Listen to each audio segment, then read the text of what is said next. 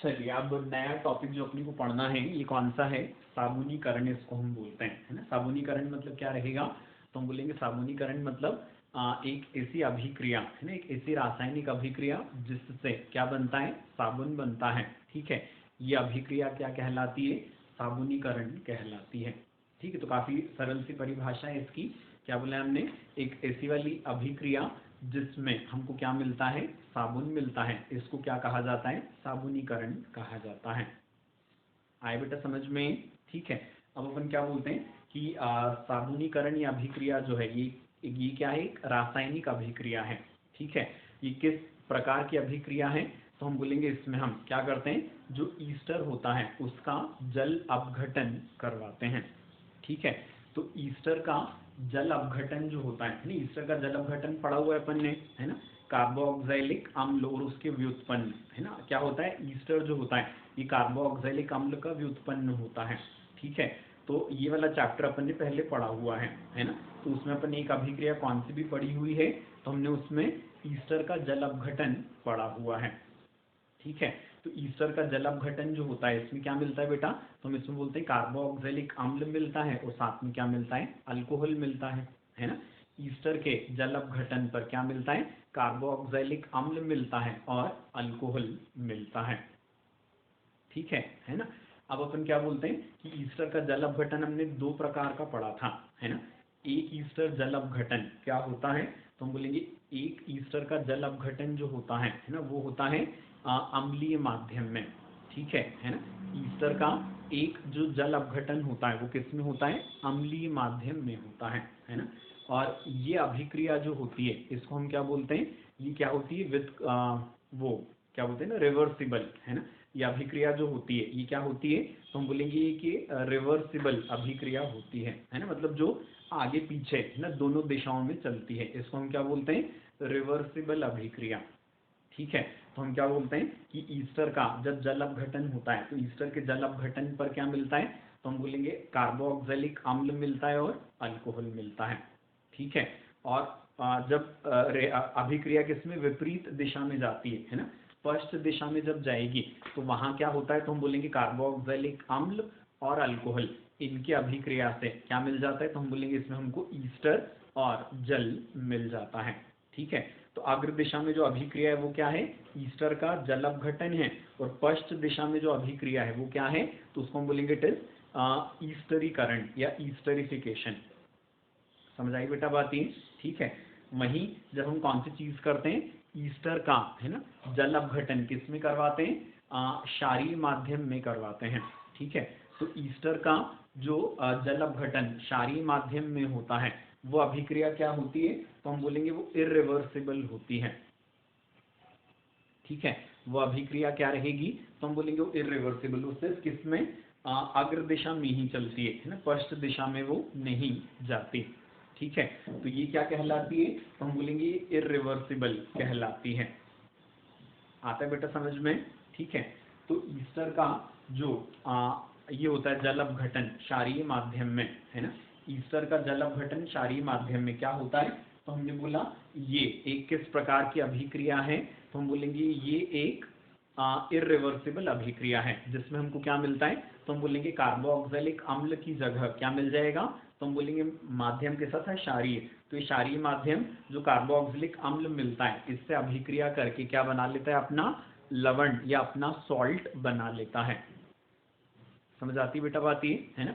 तो क्या बोले हमने, तो हम बोलेंगे कि जब ईस्टर का क्या किया गया, जल अपघटन क्षारीय माध्यम में किया गया, तो यहाँ पर जो प्रोडक्ट या यहाँ पर जो उत्पाद बने वो क्या थे, तो हमने बोला कार्बोक्सिलिक अम्ल का लवण था, तो साथ में क्या बना था, अल्कोहल बना था, है ना। तो ईस्टर का क्षारीय जल अपघटन करवाने पर क्या मिलता है, तो हम बोलेंगे अभिक्रिया एक तो इरिवर्सिबल होती है, और क्या मिलता है, तो हम बोलेंगे यहाँ पर हमको कार्बोक्सिलिक अम्ल का लवण मिलता है, और साथ में क्या मिलता है हमको, तो हम बोलेंगे साथ में हमको मिलता है अल्कोहल। क्लियर है। अब अपन कौन सी चीज बोलेंगे कि जो साबुनीकरण अभिक्रिया होती है बेटा, ठीक है, इस साबुनीकरण अभिक्रिया में है ना कौन सी चीज होती है, तो बोलेंगे साबुनीकरण अभिक्रिया में भी हम क्या करेंगे, ईस्टर का क्षारीय माध्यम में जल अपघटन ही करवाएंगे, है ना। लेकिन ये ईस्टर जो होता है थोड़ा स्पेशल होता है। क्या होता है?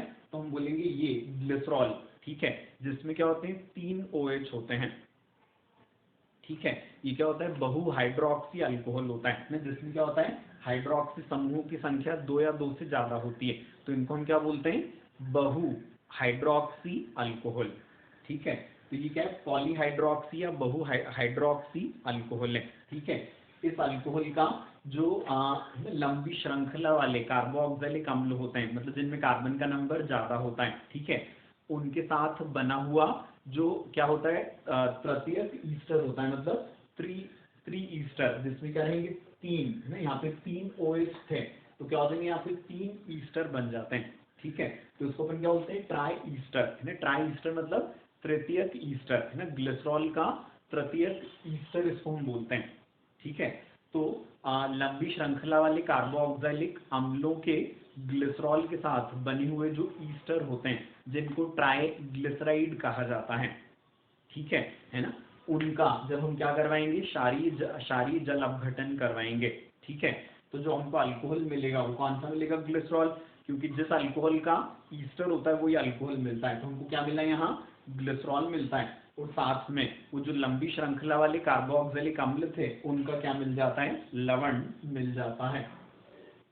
लंबी श्रृंखला वाले जो कार्बोक्सिलिक अम्ल थे उनका लवण मिल गया, ठीक है। यहाँ जो हमने क्षार ये भी लिया वो कौन सा लिया? NaOH लिया, तो यहाँ पे हमको सोडियम लवण मिलेगा। और यदि यहाँ पर जो क्षार है उसको हमने कौन सा लिया? KOH लिया, तो यहाँ पर हमको क्या मिलता है? फिर पोटेशियम लवण मिलता है। आए बेटा समझ में, है ना। तो हम क्या बोलते हैं कि ये जो लंबी श्रृंखला वाले कार्बोक्सिलिक अम्ल होते हैं इनके जो सोडियम या पोटेशियम लवण होते हैं यही क्या कहलाते हैं? साबुन कहलाते हैं, ठीक है, या यही साबुन होते हैं। और साबुनों को प्राप्त करने वाली ये जो अभिक्रिया होती है ये क्या कहलाती है? साबुनीकरण कहलाती है। आया है कि बेटा समझ में अच्छे से ये, है ना। तो क्या बोले हमने कि ग्लिसरॉल के जो तृतीयक ईस्टर थे ट्राइग्लिसराइड, है ना, ट्राइग्लिसराइड का क्षारीय जल अपघटन करवाने पर कार्बोक्सिलिक अम्ल के जो सोडियम या पोटेशियम लवण मिले वो साबुन होते हैं। साथ में हमको क्या मिलता है? ग्लिसरॉल। और साबुन प्राप्त करने की अभिक्रिया क्या कहलाती है? साबुनीकरण कहलाती है। समझ आ गई बेटा बात ये, ठीक है। तो साबुनीकरण अभिक्रिया क्या हो गई? तो हमने बोला ये ईस्टर का क्या हो गया? क्षारीय जल अपघटन हो गया, ठीक है। अब इसके बाद फिर दूसरी चीज जो हम बोलेंगे वो कौन सी? तो हम बोलेंगे कि यहाँ पर जो साबुन हमको मिला है ये हमको किस में मिलता है? तो हम बोलेंगे ये कोलॉइडल अवस्था में मिलता है, मतलब ये क्या रहेगा? विलयन में रहेगा ना, कोलॉइडल विलयन में। जबकि जो हम साबुन देखते हैं वो तो कैसा होता है? ठोस होता है, ठीक है। तो क्या बोला हमने कि जो साबुन हमको यहाँ मिला वो हमको कैसा मिलता है? कलीय अवस्था या कोलॉइडल अवस्था में मिलता है, ठीक है। अब इसको यदि हमको क्या करना है? इसका अवक्षेप बनाना है, ठीक है। यदि इसको हम ठोस में बदलना चाहते हैं, है ना, तो हम क्या करते हैं? तो हम बोलेंगे इसमें हमने, है ना, इसमें सतह रसायन में हमने क्या पढ़ा हुआ है? तो सतह रसायन में हमने कोलॉइडल जो होते हैं इनको अवक्षेप में बदलने की विधि पढ़ी हुई है कि इसमें अपन क्या डाल देंगे? इलेक्ट्रोलाइट डाल देते हैं, ठीक है। तो यदि यहाँ हमने NaOH लिया है तो साबुन को अवक्षेप में बदलने के लिए हम क्या डालेंगे? NaCl डालते हैं, ठीक है। और यदि यहाँ हमने साबुनीकरण अभिक्रिया के दौरान क्या लिया था? KOH लिया था, तो हम बोलेंगे साबुन को अवक्षेप ठोस में बदलने के लिए, ठीक है, क्या डालते हैं? KCl डालते हैं, है ना। तो क्या बोला हमने कि जो साबुन हमको यहाँ प्राप्त होता है ये कलीय अवस्था या कोलॉइडल अवस्था में रहता है, ठीक है। इसको अवक्षेप या सॉलिड या ठोस में बदलने के लिए क्या करेंगे? इसका हम अवक्षेप में बदलते हैं। और अवक्षेप में बदलने के लिए हम क्या डालेंगे? तो हम बोलेंगे कि हमने क्षारीय जल अपघटन के लिए NaOH का उपयोग किया है तो हम फिर NaCl डालते हैं। और क्षारीय जल अपघटन करने के लिए यदि हमने KOH का उपयोग किया है तो यहाँ हम फिर KCl डालते हैं। आता है बेटा समझ में, ठीक है। इसके बाद फिर अगली चीज जो हम बोलते हैं ये कौन सी होगी? तो हम बोलेंगे कि अब क्या हो जाएगा? जब साबुन का अवक्षेप हमने बना लिया तो पीछे जो विलयन बचता है उसमें क्या बच जाएगा? ग्लिसरॉल बच जाता है, ठीक है। तो ये जो ये साबुन बनाने की इंडस्ट्री होती है ना, इसका जो वेस्ट मटेरियल होता है, ठीक है ना, उसमें क्या रहता है? ग्लिसरॉल। और इसको क्या कहा जाता है? स्पेंट लाए कहा जाता है ना। तो स्पेंट लाए जो होता है ये क्या होता है, तो हम बोलेंगे ये ग्लिसरॉल का स्रोत होता है ना, ग्लिसरॉल का ये औद्योगिक स्रोत होता है। समझ आ गई बात ये, ठीक है। और इसमें से जब हमको स्पेंट लाए में से ग्लिसरॉल निकालना है, ठीक है, तो हम कैसे निकालेंगे, तो हम बोलेंगे इट इज फ्रैक्शनल डिस्टिलेशन, ठीक है ना, मतलब आसवन करवाएंगे ना, भंजक आसवन इसको बोलते हैं, ठीक है। तो ग्लिसरॉल को यहाँ से प्राप्त करेंगे हम फ्रैक्शनल डिस्टिलेशन मतलब भंजक आसवन से। आगे बेटा बात समझ में, तो ये किससे रिलेटेड सारी जानकारी हमने इकट्ठी की, साबुनीकरण अभिक्रिया, है ना। अब जो साबुन हमको मिला है, इस साबुन के हमको गुण देखने, ठीक है। तो साबुन के गुणों में हम कौन सी चीज बोलेंगे कि साबुन जो होते हैं, है ना, ये सफाई के लिए उपयोग में आते हैं, है ना। ऐसे वाले जो एजेंट्स होते हैं, ठीक है ना, इनको क्या बोला जाता है, क्लिनजिंग एजेंट, ठीक है ना, मतलब सफाई करने वाले एजेंट इनको कहा जाता है ना। डिटर्जेंट के एक प्रकार होते हैं ना, जो साबुन होता है क्या होता है, डिटर्जेंट का एक प्रकार होता है, ठीक है। फिर अपन कौन सी वाली चीज बोलते हैं, तो हम बोलेंगे कि जब अपन सिर्फ जल से या पानी से सफाई करना चाहें तो क्या हो जाएगा, जो चीज होगी वो उतनी साफ नहीं होती, लेकिन उसमें भी साबुन मिला दिया जाए तो क्या हो जाएगा, तो हम बोलेंगे उसकी सफाई बेहतर तरीके से हो जाती है। मतलब ये क्या कर देते हैं, तो हम बोलेंगे जल का सफाई करने का जो गुण होता है, ठीक है, उसको ये बढ़वा देते हैं, है ना। साबुन जो होते हैं ये जल की सफाई करने का जो गुण होता है ना, उसको बढ़ा देते हैं, ठीक है।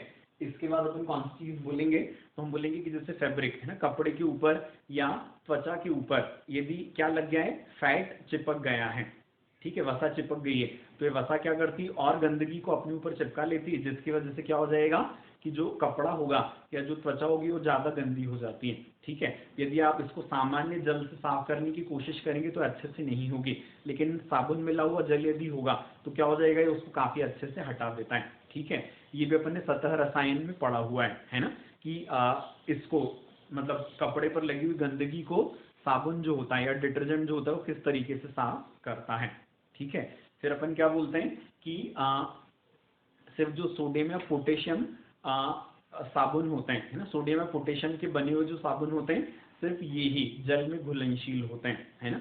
इसलिए हम कौन सी चीज बोलेंगे कि सफाई करने के लिए जिन साबुनों को यूज किया जाता है वो सिर्फ सोडियम या पोटेशियम वाले साबुन ही होते हैं, है ना। क्योंकि सिर्फ यही साबुन क्या थे, तो हमने बोला यही साबुन है ना क्या थे, जल में घुलनशील थे, ठीक है। तो हम बोलेंगे सफाई करने के लिए जिन साबुनों का उपयोग किया जाता है वो सिर्फ कौन से होते हैं, तो हम बोलेंगे वो सिर्फ सोडियम या पोटेशियम वाले साबुन होते हैं, ठीक है। क्योंकि सिर्फ यही क्या होते हैं, तो हम बोलेंगे सिर्फ यही जल में घुलनशील होते हैं। आगे बेटा बात समझ में है। इसके बाद अगली चीज जो हम बोलते हैं वो कौन सी रहेगी, तो हमने बोला था कि जो ये साबुन है ये क्या होते हैं, लंबी श्रृंखला वाले कार्बोक्सिलिक अम्ल। तो कौन कौन से हो सकते हैं, तो हम बोलेंगे स्टीरिक अम्ल हो सकता है, पामेटिक अम्ल हो सकता है या ओलिक अम्ल, ठीक है। इनके सोडियम या पोटेशियम लवण जो होते हैं यही क्या कहलाते हैं, साबुन कहलाते हैं, ठीक है।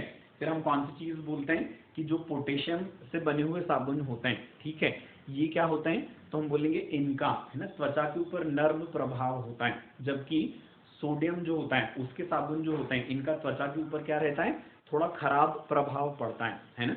तो इसलिए नहाने का जो साबुन होता है वो कौन सा रहेगा, तो हम बोलेंगे वो पोटेशियम लवण होगा, ठीक है। लंबी श्रृंखला वाले कार्बोक्सिलिक अम्ल का पोटेशियम लवण जो होता है वो अपन किसी कहाँ उपयोग में लाएंगे, तो हम बोलेंगे नहाने में उपयोग में लाया जाएगा। क्लियर है बेटा ये, है ना। चलो इसके आगे फिर साबुनों के प्रकार ये अपन अगले वाले वीडियो में देखेंगे।